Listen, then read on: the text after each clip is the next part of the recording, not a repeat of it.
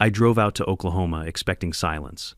The kind of silence you only get on a farm, wind brushing through, corn stalks, cattle lowing in the distance, maybe the creak of an old barn door. That's what I wanted, peace. But instead of quiet, I was greeted by the metallic roar of bulldozers and the high-pitched beep of survey trucks reversing. My boots sank into fresh tire tracks cutting across the pasture. Orange stakes dotted the ground like someone had decided to play tic-tac-toe on my property. And then I saw her Linda Harris HOA president arms crossed sunglasses glinting like she was unveiling the eighth wonder of the world. Behind her, workers were spray painting long white lines that stretched across my cornfield. I almost laughed out loud.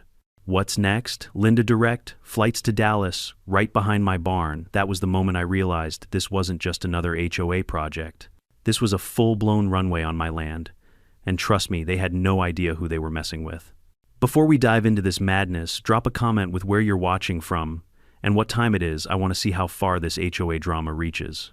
When I first pulled up to the farmhouse, I honestly thought maybe I had taken a wrong turn. The mailbox still had my dad's name half faded on the side. The same tin rooster we'd nailed to the fence 20 years ago was still wobbling in the wind, and the old barn leaned just a little more to the left than I remembered. But the air felt different. Not peaceful, busy, too busy. I had come back here for one reason, rest, running the Federal Aviation Administration in Washington, D.C. Isn't exactly a 9-to-5 job. My phone rings at 2 in the morning when some private pilot forgets to file a flight plan. I've signed more emergency orders than I can count, fought with airline CEOs, testified in front of Congress. By the time summer rolled around, I figured I'd earned a week of fishing, homegrown tomatoes, and maybe even a nap or two under the oak tree out back. Instead, I pulled into a construction zone that no one had bothered to tell me about. At first, I thought maybe the county was fixing the road.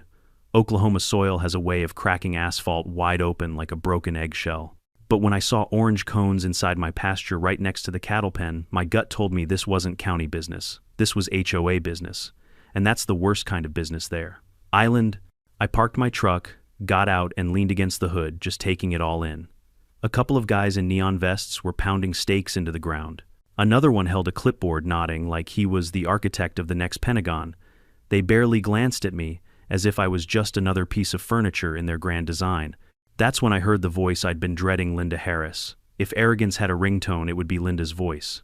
Well, look who finally decided to visit his little farm, she called out, strutting toward me like she owned the place. We've been making improvements while you were away. Improvements, I echoed. Funny because I don't remember asking for them. She smirked, pulling her sunglasses down just enough to look me dead in the eye. John, progress doesn't wait for anyone. This community is moving forward, and if you want to be stuck in the past, that's your choice. But don't get in our way. I almost asked her right then and there what in God's name they were building, but something held me back. Maybe it was the way the surveyor kept checking his tape measure. Maybe it was the fact that the stakes were spaced exactly like a runway. Straight, even aligned with the prevailing wind. My professional instincts screamed louder than her smug little speech. But I didn't let her see it. Instead, I played dumb. Progress, huh? What are we talking? A new playground, maybe a bigger pool. Linda laughed like I'd just told the world's funniest joke. You'll see soon enough. Let's just say this neighborhood is about to become a very exclusive community. She walked away before I could press her further barking orders at the workers, waving her manicured hands like she was directing an orchestra. I stood there for a while, trying to convince myself I was wrong. Maybe it was just a road. Maybe they were putting in some kind of walking trail, a bike path for the kids. But deep down, I knew better. No HOA in the history of America has ever stopped at a bike path when they could chase something bigger, louder, and more ridiculous. Later that afternoon, I wandered down to the general store in town, the kind of place where gossip travels faster than a tornado. Old man Jenkins was behind the counter, chewing his toothpick, watching me over the top of his newspaper. "Back in town, huh?" he said. "Yeah. Thought I'd get some peace and quiet." He chuckled. "Not with Linda around." That's when I knew. If Jenkins was laughing, it meant the whole town already knew something I didn't. I asked him straight, "What's she building out there?" He leaned back, crossed his arms, and shook his head. "Rumor is she's been talking about making this neighborhood fly-in ready. You know, like those fancy communities down in Florida where rich folks land their private planes right next to their houses." I blinked. "You're telling me she's building an airstrip?" "I'm telling you," he said slowly, "that if you want peace and quiet, you picked the wrong farm to come home to." I drove back to the property in silence, his words ringing in my ears. Fly-in community, private planes, runway. It all made a twisted kind of sense now. Linda wasn't just flexing her HOA muscles, she was trying to turn my father's land into her personal airport. When I got back, I walked the property myself. The survey lines cut straight through the pasture, past the pond ending right near the tree line. Perfect length for small aircraft. Perfect orientation for the wind. Perfectly illegal. I stood there at dusk, listening to the crickets chirp and the bulldozers growl, and I knew two things for certain. One, my vacation was officially ruined. Two, Linda Harris had just declared war on the wrong man. Because I wasn't just John Miller, farmer. I was John Miller, director of the FAA. And if she thought she could sneak a runway past me, she was about to learn the hardest lesson of her life. The next morning, I woke up earlier than I planned. Not because I wanted to, but because the sound of engines shattered the dawn before the rooster even thought about crowing. At first, I thought maybe a crop duster had gotten lost and was circling low. It wouldn't be the first time some rookie pilot forgot his bearings over Oklahoma farmland. But when I stepped onto the porch, coffee mug in hand, I froze. They weren't just surveying anymore. They were building. A long strip of my cornfield was already stripped bare. Asphalt trucks lined up like they were pouring the foundation for a Walmart parking lot. Workers in neon vests rolled giant machines back and forth, pressing the earth flat. Spray-painted lines cut across my land, bold and white, stretching from one tree line to the other. And then I saw her, Linda Harris. She was standing dead center, wearing a hard hat. She definitely didn't need barking orders like a general in a war movie. Her sunglasses glinted in the sunrise, and she had that smile, smug, satisfied, the kind of smile only HOA presidents and cartoon villains know how to pull off. I walked across the pasture toward her, boots crunching in the gravel they had already laid down. "Morning, Linda. You building me a new driveway?" She didn't even look surprised to see me. "John, you should be thanking us. This is going to bring so much value to your property. Imagine the prestige neighbors landing their planes right across the street." "Planes?" I asked, raising an eyebrow. "You mean to tell me you're building a runway?" "Not just a runway," she corrected, lips curling into that practiced politician's smile. "An airstrip. A private airstrip for our community. This is the future. We'll be just like those luxury neighborhoods in Florida. You'll see, it'll be beautiful." I sipped my coffee and let her words sink in. An airstrip across my cornfield. Without permission. "You do realize this is my land, right?" I said, slowly, careful not to spill my coffee as my blood pressure spiked. She waved her manicured hand like she was swatting away a fly. "Technicalities. The board already approved it. We took a vote. Majority rules." I laughed so hard I nearly choked. "A vote on my property. That's rich. What's next? You going to vote on repainting the White House?" Linda didn't laugh. She just tilted her head, smug as ever. "Progress doesn't wait, John. You'll catch up eventually."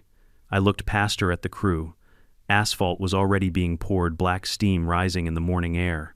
The smell of tar mixed with the sweet scent of cut corn, and I couldn't help but think how absurd it was.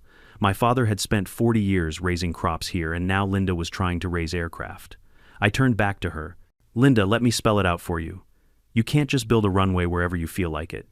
There are rules, regulations, federal law." Her smile widened. "Then sue us. By the time anything goes through court, this airstrip will be finished, operational, and celebrated by the whole community. People will love it. And if you don't, well, maybe it's time you consider selling." There it was. The threat. Sell or be steamrolled. Classic HOA. I wanted to blow up right there, but I didn't. Because for all her arrogance, Linda didn't know one very important fact. She was talking to the one man in the United States who had the authority to shut her little dream down permanently. But revealing that card too soon would spoil the fun. So I smiled. "You know, Linda, I think you're right. Maybe this will be interesting." I turned on my heel and walked back to the house, leaving her blinking, maybe even a little suspicious of how calm I was. That afternoon, I walked the length of the construction zone myself. The strip was at least 3,000 feet long, already more than enough for small planes. They had leveled the ground, perfectly aligned it with the wind, like a pilot had designed it. I crouched down, touched the fresh asphalt, and shook my head. They weren't guessing. They knew what they were doing, which meant Linda had help. Someone with aviation knowledge. Someone either really stupid or really desperate. By evening, the noise hadn't stopped. Trucks moved in and out, and the pasture that used to hum with cicadas now roared like a highway. My cattle clustered in the far corner, spooked by the constant rumble. I felt the weight of my father's legacy pressing on me. He'd fought tornadoes, droughts, and bad harvests, but never in his life did he imagine a homeowners association would try to build an airport on his land. I stood on the porch with another cup of coffee, and made myself a promise. Linda, you want to play pilot? Fine. But when this crashes, and it will, you'll wish you never laid eyes on this farm. And deep down, I almost felt sorry for her. Almost. Because what she didn't know, what none of them knew, was that every inch of this runway was already mine to destroy. Not as a farmer, not as a landowner, but as the director of the FAA. And soon enough, I was going to remind them exactly what that meant. By the time the next HOA meeting rolled around, I had made up my mind I wasn't going to sit quietly on the porch and watch them pave my land into their private airport. I needed to hear exactly how far they thought they could push me. The meeting was held in the community clubhouse, a sterile little building with beige walls and folding chairs that smelled faintly of burnt coffee and desperation. I walked in, and instantly, every head turned. You'd think I was an outlaw walking into a saloon.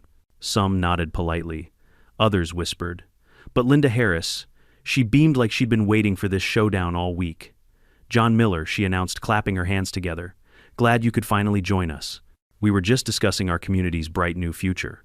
I took a seat in the back row, arms crossed, trying not to roll my eyes. Funny. I thought the future of my farm might include me. A ripple of laughter went through the crowd. Not the friendly kind, more the awkward, let's pretend he's joking kind. Linda raised a hand for silence. John, no one is trying to exclude you, she said sweetly, though the venom was obvious. We're simply moving forward with what the majority has decided. Progress requires vision, sacrifice, and leadership. I leaned forward. Leadership is one thing. Bulldozing federal property without permission is another. That made a few people shift in their seats. Linda didn't flinch. She slid a stack of papers onto the podium like she was dealing cards in Vegas. The community voted, 73% in favor of developing the airstrip. The numbers don't lie. The numbers don't own my land, I shot back. A man in the front row, a retiree with too much cologne and not enough common sense, snorted. If you don't like it, sell and move. Someone else will appreciate the vision. Vision. That word was getting tossed around like confetti. I pictured Linda lying awake at night, dreaming of planes descending into her little kingdom, HOA bylaws fluttering like flags in the wind. The whole thing would have been hilarious if it wasn't happening on my property. I stood up, pulled the deed to the farm from my jacket, and held it high for everyone to see. This isn't just a piece of paper. This is proof that my father bought and owned this land long before any of you thought of putting up vinyl fences and neighborhood watch signs. You don't get to vote your way onto my property. Silence. For one brief, glorious moment, I thought maybe I had gotten through. Then Linda smiled, that smile, the one that makes you want to check your wallet and your sanity at the same time. John, we appreciate your sentimentality, but the world doesn't stop for nostalgia. This airstrip will benefit everyone. Higher property values, new opportunities, more prestige. You should be thanking us. I laughed sharp and bitter.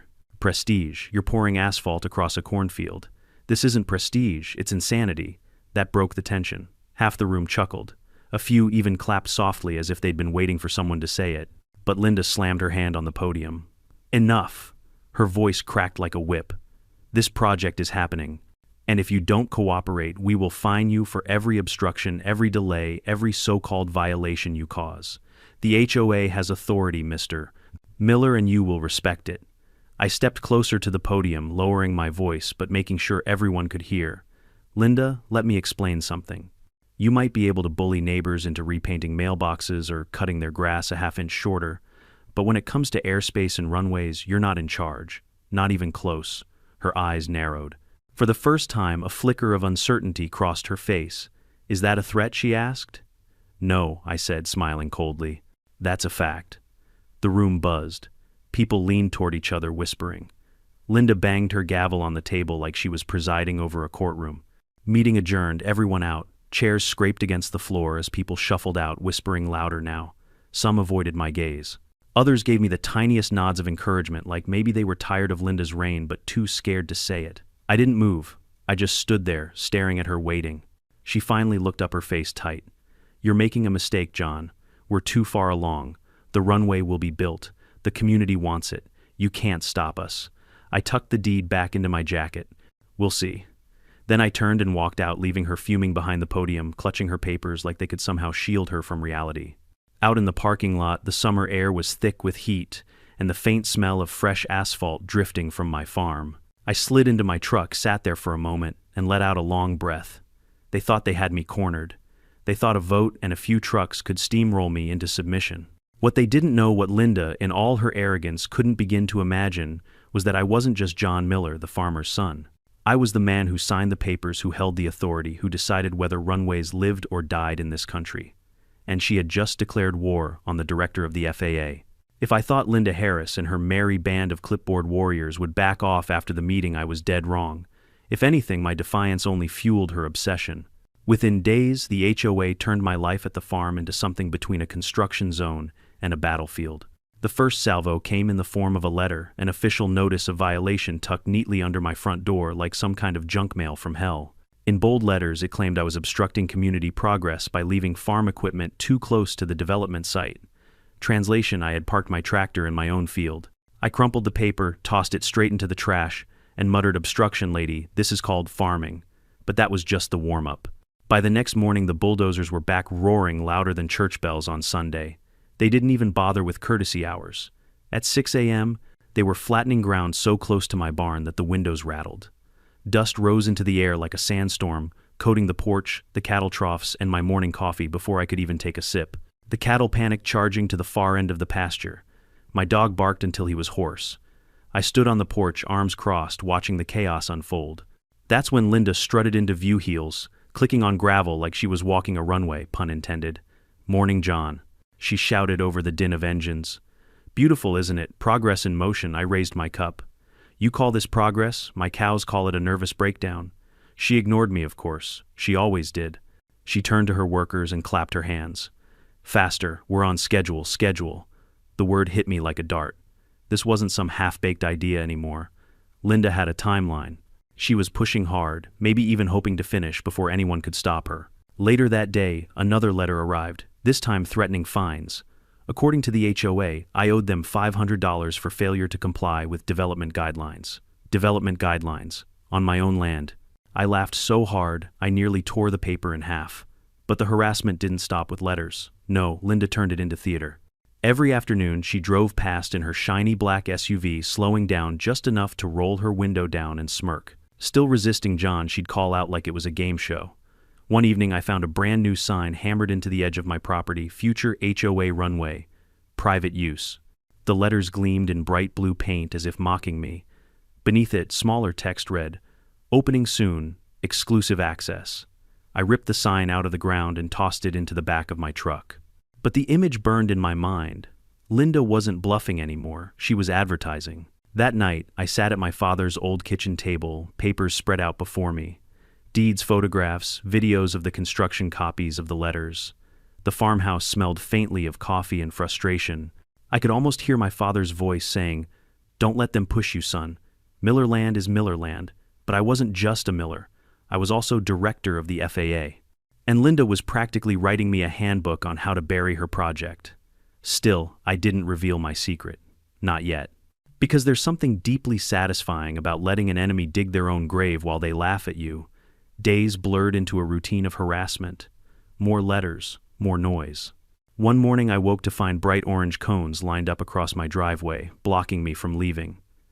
HOA safety measures, according to another notice. I moved them aside with my truck bumper one by one, leaving a trail of crushed plastic behind me. The looks on the workers' faces as I drove past worth it. Neighbors started whispering too. Some were furious, dust was coating their cars, the noise shook their windows. Others were enchanted by Linda's dream, fantasizing about sipping cocktails while private jets landed across the pasture. But one thing was clear, I was now the villain in Linda's fairy tale. She even said it to my face one afternoon. "You're standing in the way of history, John," she snapped, blocking my path with her clipboard like it was a sword. "People will remember you as the stubborn old man who tried to kill progress." I leaned in, smiling, just enough to make her uneasy. "Or maybe they'll remember you as the woman who tried to build a runway on the wrong man's land." She flinched just for a second, then recovered. "You'll regret this." I let out a chuckle. "Linda, you have no idea how much fun I'm having already." That night, as the bulldozers roared and the dust rolled in through my windows, I stood outside staring at the half-built strip of asphalt cutting across my pasture. To anyone else, it looked like progress. To me, it looked like a trap, and Linda Harris was sprinting straight into it. I whispered into the hot Oklahoma night, "Keep digging, Linda. You're almost there." Because soon the real storm was coming, and it wouldn't be dust and noise. It would be the full weight of federal law crashing down on her little empire. By the end of that week, I was running on black coffee and pure spite. Sleep had become a luxury. Between the bulldozers rattling the windows, the letters piling up under my door, and Linda's smug face popping up like a bad advertisement every morning, I was one step away from snapping. And yet, I didn't snap. Because I had something Linda didn't, the ace in the deck. See, most people in this neighborhood thought I was just some middle-aged guy with dirt under his nails and an old truck in the driveway. The farmer's son who came back to play cowboy whenever Washington got too stressful. And honestly, I liked it that way. Being underestimated is a gift. But the truth was, every time Linda wagged her finger in my face, every time she handed me another bogus fine, every time she bragged about her airstrip, I had to bite my tongue to keep from laughing. Because I wasn't just John Miller Farmer. I was John Miller, Director of the Federal Aviation Administration. That's right, the guy who signs off on every single runway in this country. From the busiest international airports to the tiniest rural landing strips, nothing takes off without my say-so. And Linda was out here pouring asphalt like she was building a backyard patio. I remember the moment I finally let myself think it out loud. I was sitting on the porch with my dog curled at my feet, the sun setting in streaks of orange over the pasture. The half-built strip of asphalt cut across the field like a scar, ugly and black against the golden corn. I sipped my coffee and muttered, "You picked the wrong farm, Linda. You didn't just trespass on my land, you trespassed into my jurisdiction." The dog tilted his head like he understood. Maybe he did. That night, I pulled out my laptop and logged into my FAA account. My inbox was full of the usual chaos, delays, permit requests, noise, complaints, but one email stood out, a formal inquiry from some unknown developer requesting expedited approval for a private runway project in Oklahoma. I laughed so hard I nearly spilled coffee on the keyboard. Linda had actually tried to go through official channels, except she didn't know the approval request landed right on my desk. Her application was a mess. No environmental study, no safety assessment, no community consultation, nothing. Just a half-baked proposal and some typed-out nonsense about increasing neighborhood prestige. I clicked the big red button marked Denied with more satisfaction than I'd felt in years. Still, I didn't tell anyone. Not yet. Because watching Linda swagger around with her little clipboard army while I held her fate in my hands, that was better than sleep. The next day, she cornered me again near the barn. "You're making this harder than it needs to be," she said, lips pursed tight. "If you cooperate, I might even name a hangar after you." "Imagine it, the John Miller Terminal," I grinned. "Sounds like a place where dreams go to die." She frowned. "Mark my words, John, this runway is happening." I leaned close enough for her to smell the coffee on my breath. "Mark mine, Linda. Nothing takes off in this country without me knowing about it."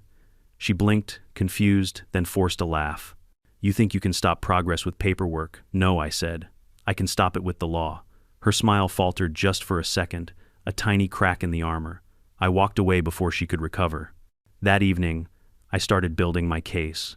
Photos of the construction, videos of the dust storms, signed statements from neighbors whose windows were rattling night and day. Every piece of evidence stacked neatly in a folder marked HOA Runway, Illegal Development.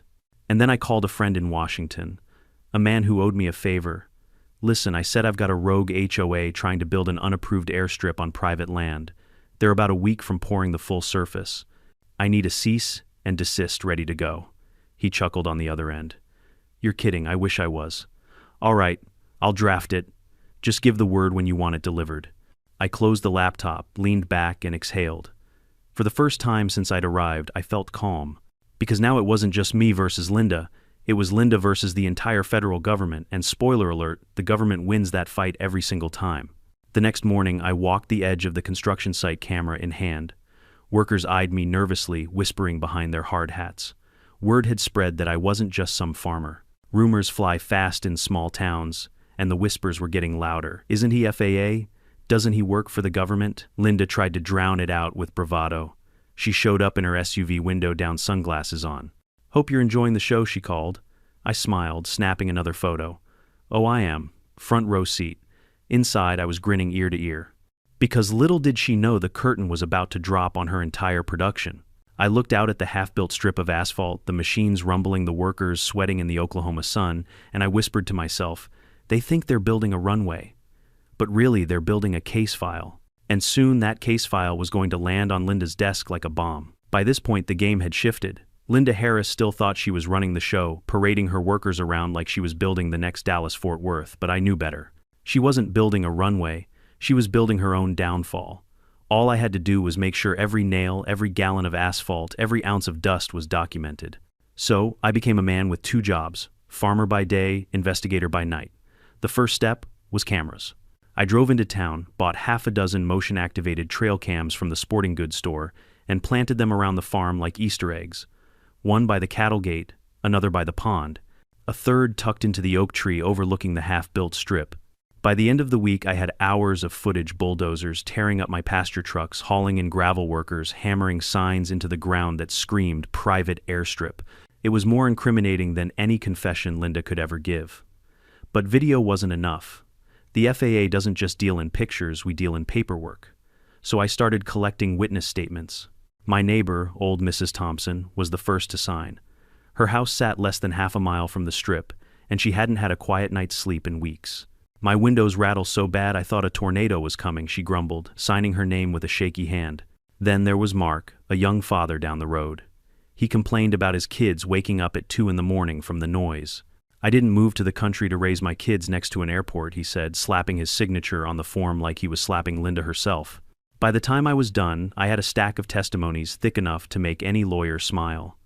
Meanwhile, Linda was busy rehearsing her victory lap. She held meetings on the construction site, clipboards in hand, waving her arms like she was conducting an orchestra. I overheard her one afternoon bragging to a group of investors she'd suckered into funding her dream. In 2 weeks, she declared, this will be the premier fly-in community in Oklahoma. People will be begging to buy lots. I nearly spit out my coffee.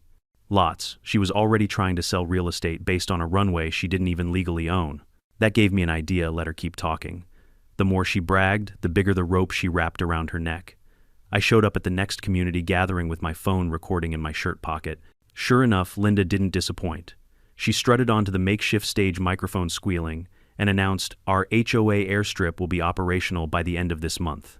Membership fees will cover maintenance, and our exclusive landing rights will make this neighborhood the envy of the state. The crowd clapped. I smiled. Every word was now evidence. But the pièce de résistance came one evening when I followed the convoy of trucks back to their staging area. Tucked behind the clubhouse, I found a pile of contracts, membership agreements Linda had been handing out, promising priority hangar space for anyone willing to cough up $10,000. She wasn't just building a runway, she was running a scam.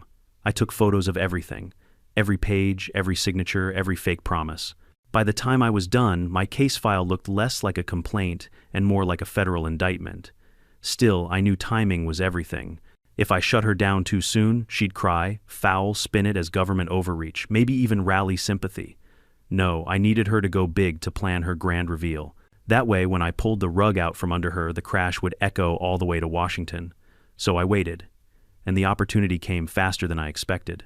One morning, a glossy flyer appeared in every mailbox in the community. Big bold letters, grand opening, HOA private runway, ribbon-cutting ceremony, champagne reception, live demonstration flight. The audacity nearly knocked me over. Linda wasn't hiding anymore.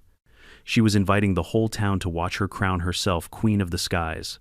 I laughed until my sides hurt. Then I stapled the flyer to my case file and made one last phone call. Yeah, I told my contact in Washington. She's hosting an opening. Get the paperwork ready. I'll need the cease and desist order in my hand by next week. He chuckled. You're actually going to let her throw a party before you shut it down? Oh, absolutely, I said. The bigger the stage, the harder the fall. That week I doubled down on preparations. Cameras checked. Witness statements organized. Photos labeled. Even the cattle seemed to sense something was coming. They clustered near the fence, watching the half-built runway like it was some alien invasion. At night I sat on the porch, the Oklahoma heat still clinging to the air, and thought about my father. He used to tell me, son, when someone's digging themselves a hole, don't take away the shovel. Linda wasn't just digging a hole, she was paving it, painting lines on it, and selling tickets to watch it happen. And soon the whole town was going to see what happens when arrogance tries to take flight without clearance. The morning of the grand opening dawned hot and sticky, the kind of Oklahoma heat that melts asphalt and tempers alike. I stood on the porch with my coffee, watching a parade of SUVs snake their way toward the half-finished airstrip. Banners fluttered in the wind, strung between hastily erected poles. Welcome to the future. The irony wasn't lost on me. They were celebrating a future that was about to be canceled before it even took off. I dressed plain jeans, boots, a faded ball cap. I wanted to look like what Linda thought I was, just another cranky farmer. I tucked my FAA badge into my jacket pocket, feeling its weight like a secret weapon.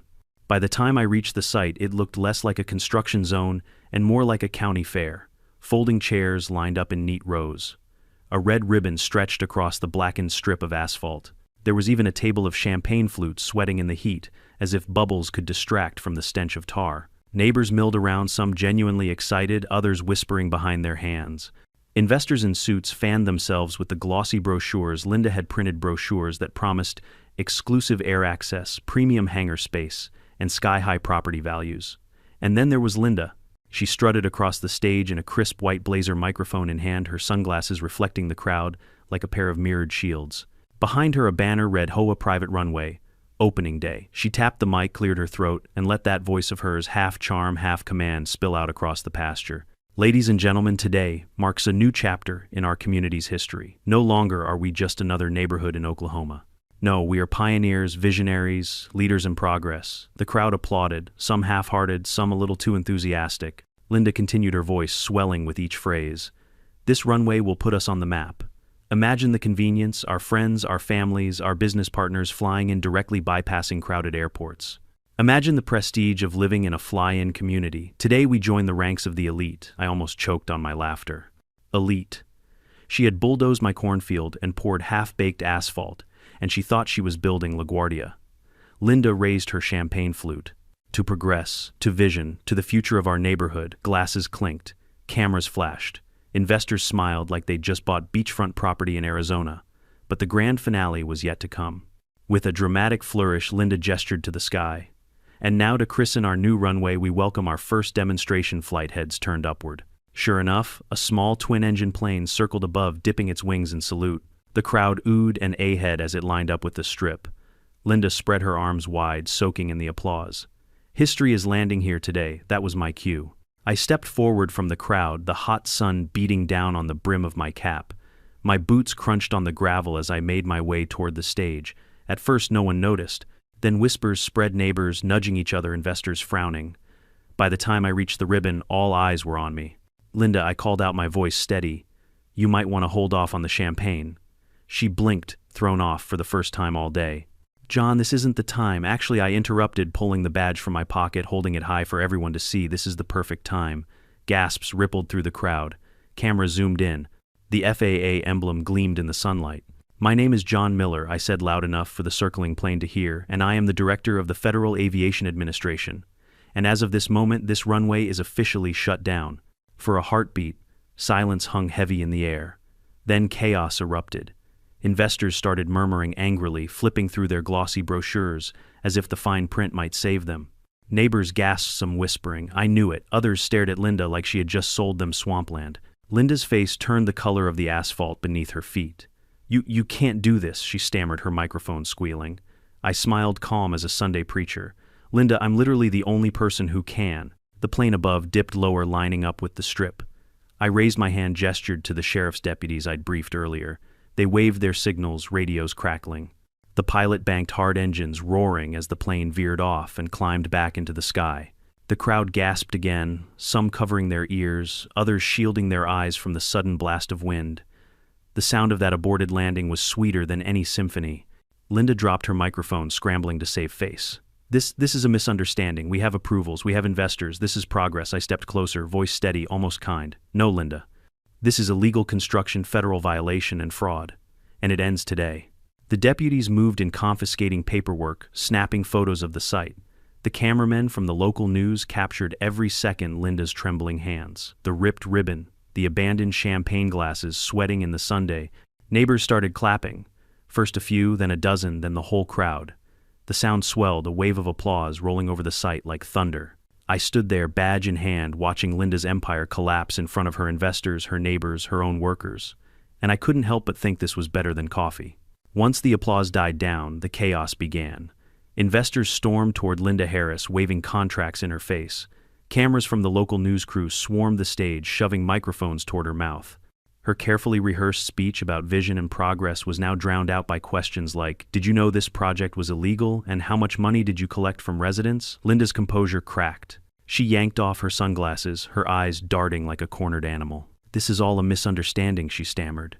"We followed the process. We filed the paperwork." I stepped up beside her, holding my FAA badge where the cameras could see it. "Correction," I said smoothly. "You attempted to file paperwork, and it was denied. By me." Gasps rippled through the crowd again. Neighbors who had been skeptical now looked at me with wide eyes, whispers hissing like static. "He's FAA director. Wait, he's the guy in charge." Linda froze, the color draining from her face. For the first time in weeks, she was speechless. "Ladies and gentlemen," I continued, turning to address the crowd, "this so-called runway violates federal aviation regulations, environmental standards, and basic property rights. It is unsafe, unauthorized, and absolutely illegal. And as of today, it is officially shut down." The deputies I'd called in earlier stepped forward, handing me the cease and desist order stamped with the FAA seal. I unfolded it slowly, deliberately letting the cameras capture every word. Then I handed a copy to Linda. She snatched it with trembling hands, scanning the first line. Her lips moved silently as she read, "Effective immediately. All construction and operation of unauthorized runway activities are prohibited. Violations will result in fines, demolition orders, and potential criminal charges." The paper slipped from her fingers, fluttering to the ground like a white flag. The crowd erupted again. Some cheered, some booed. But one thing was certain: Linda's dream of glory had just crash-landed in front of everyone. "John, please," she whispered, suddenly soft, suddenly human. "We can work something out. We can negotiate. This community needs this project." I cut her off with a smirk. "Linda, the only thing this community needs is peace and quiet. And maybe a good night's sleep without bulldozers rattling their windows." Laughter rippled through the crowd. Even the deputies cracked smiles. But I wasn't finished. Oh no, this was the part where the hammer truly fell. I turned back to the investors. "For those of you who were misled, the FAA will be opening a formal investigation into fraudulent claims made by the HOA board. Any contracts you signed promising hangar space or runway access are null and void. You may wish to consult your attorneys." The investors' faces darkened, their anger now fully redirected at Linda. One man in a suit jabbed a finger at her chest. "You told us this was approved." Linda backed away, hands up. I thought it was. He's exaggerating. Exaggerating." I raised an eyebrow. "Linda, you've been selling memberships for a runway that doesn't legally exist. That's not exaggeration. That's fraud." The sheriff cleared his throat, stepping forward. "Ma'am, we'll need you to come down to the station for questioning." The gasp that went through the crowd this time wasn't shock, it was satisfaction. Years of pent-up resentment toward Linda Harris were now bubbling to the surface. One woman shouted, "About time."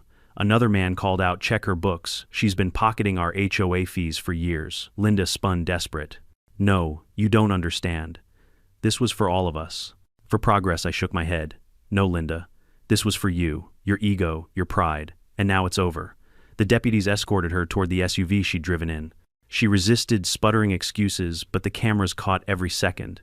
By tomorrow morning, her face would be plastered across every local news channel, maybe even national headlines. As the dust settled, I addressed the crowd one last time. "Neighbors, I know the past few weeks have been loud, frustrating, even frightening. But I promise you this, the runway is finished, not in the way Linda dreamed, but in the way the law demands. The FAA exists to keep our skies safe. And that includes stopping reckless projects like this before they can hurt anyone." The applause was real this time. Loud, sustained. A wave of relief rolled over the crowd. People clapped me on the back, thanked me, shook my hand.